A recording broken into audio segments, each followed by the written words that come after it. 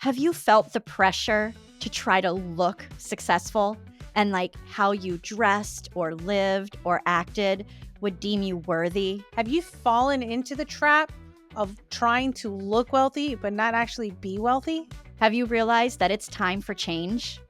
So in today's video, we're going to share our stories of how we tried to keep up with the Joneses and look wealthy, but we were actually not wealthy. So stay tuned because we're going to share with you the strategies that helped us shift our focus and how you can do it too. So I'm really grateful that you recommended Millionaire Next Door, right? It was like holding a mirror up to some of the mistakes that I had been making. And number one on his I called it 7 deadly sins of, wealth, financial wealth killers, basically, is living above your means. Yeah. And I am so guilty of that. I shared in the other episode how, getting promoted at a young age and all of a sudden having this beautiful salary, I wanted to change so much in my lifestyle because it felt good, right? Yeah. I wanted a nicer car. I wanted a bigger apartment. I wanted better clothes. I actually bought my first designer handbag. And yes, that made me really happy. But then when I would go in and I look at my bank account and I didn't have more in there, You were not happy. didn't feel good. Didn't feel happy, right? And that bag suddenly felt a little heavier. Yeah. And I liked the principle in the book of, and even in Rich Dad, Poor Dad, it talks about not buying things until your assets are paying for them versus them being a liability and it's coming out of your budget. Yeah. Yeah. And that was a hard lesson to learn. The struggle is to maintain the appearance of looking wealthy. And when you're making more money, you feel like it's easy. There's that Parkinson's law gets you, and you decide, I've got more money coming in than what I already had budgeted with a smaller income. So now I have all this extra to spend. And really all you did was just create a bigger lifestyle, a more expensive lifestyle for yourself. And then you end up surrounding yourself with other high profile or more income generating lifestyle friends. And then you just perpetuate this as you continue Because you're to grow. trying to keep up with them. Yeah. Right? And so really, I have a similar story like that. In our early 20s, my husband and I were, this is back in 2000. So we were making over 6 figures each. And so what ended up happening is we created a lifestyle of making over 6 figures and getting a bunch of stuff and material possessions and stuff like that. But really we came to a wake-up call was because guess what? 2008 rolled around and then I lost my job. I got laid off. My husband had an income reduction as well. And so now we went from making 6 figures to barely making 6 figures for the two. And you would still say, oh, well, that sounds great. But not when you built up an entire lifestyle around making multiple 6-figure incomes. And so now we were struggling, right? And the wake-up call says, we were spending on a lot of crap we didn't need, right? 2 car payments, multiple insurances, big house, going ahead and taking vacations, extra vacations. And I remember one time walking into a jewelry store and just walking out with a $600 bracelet because I could, right? Just because I could. And now looking at all that stuff and saying, where's that bracelet? That bracelet's in a pawn shop. The car got repoed. We had to refinance the house. We had to do so many things. And that was the wake-up call of how big our lifestyle got because we were trying to look wealthy instead of actually be wealthy. I always loved the movie Gone with the Wind. I felt like Scarlett O'Hara. And I was like, I will never go hungry again. And I realized something had to change. Yeah. Yep. And it had to change drastically. Yeah.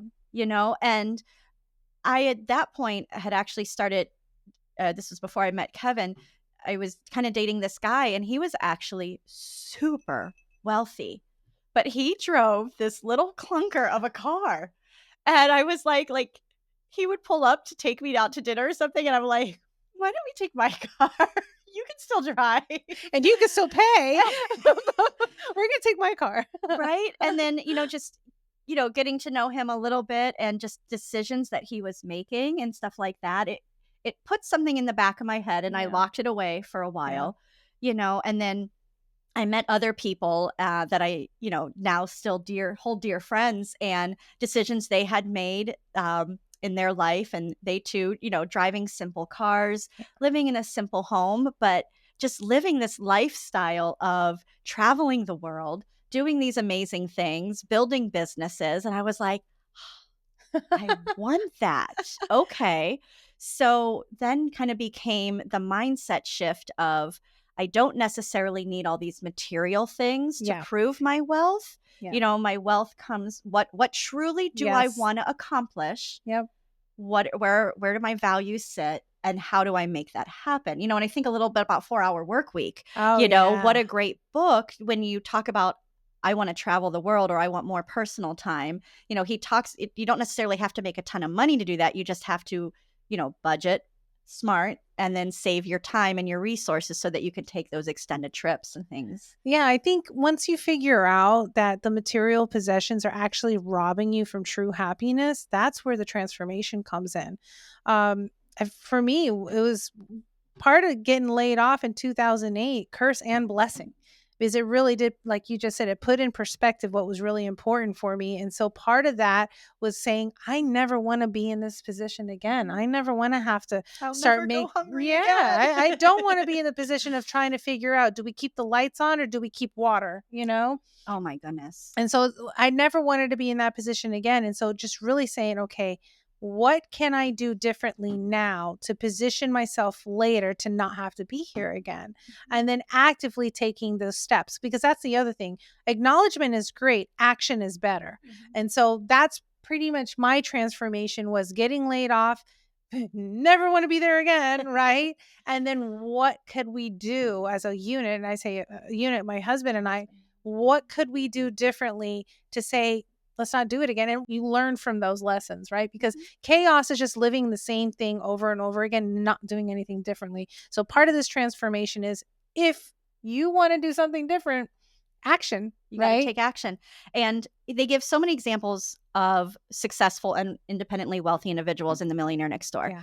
Great book. And one of the things they talk about is how budget conscious and frugal Yes. a lot of times the wives are in the couple, or couponers. Yes. They're couponers. Well, and I think I realized that because I do enjoy being surrounded by beautiful things. It does feel good, but I think I learned I don't need to necessarily go to a store, buy full price. Yeah. You learn to be resourceful about how you can attain things and stuff like that. So the transformation began a while ago, but it took time for it to really click. And I think truly where it clicked is when Kevin and I were coming into our 40s, and we were like, that we're still not where we want to be. So something is still wrong.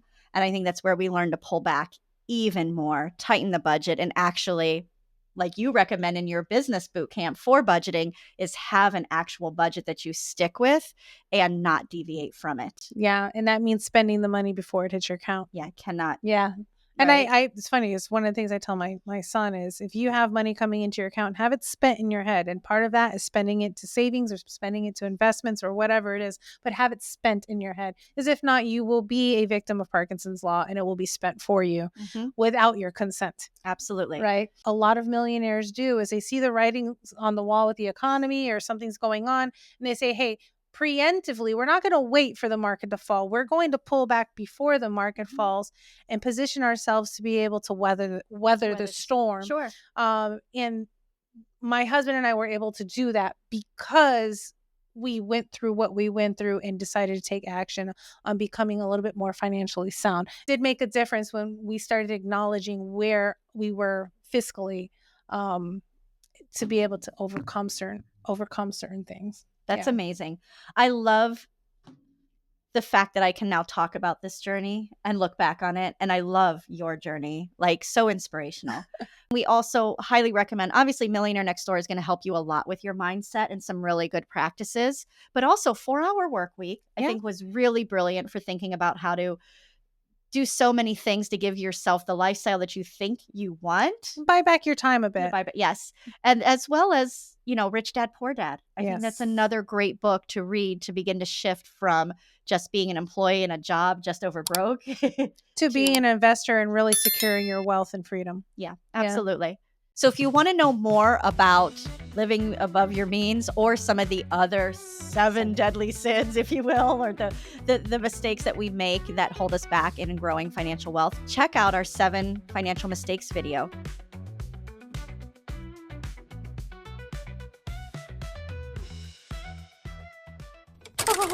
There we go. We're gonna get it, girl. Me. You know what I'm feeling? We're gonna have like 8 shots before we go do this thing. 8 shots. 99 bottles of gin Here's on the the wall. wall. 99 bottles of gin. Oh, take one down, pass it around. 98 bottles of gin on the wall.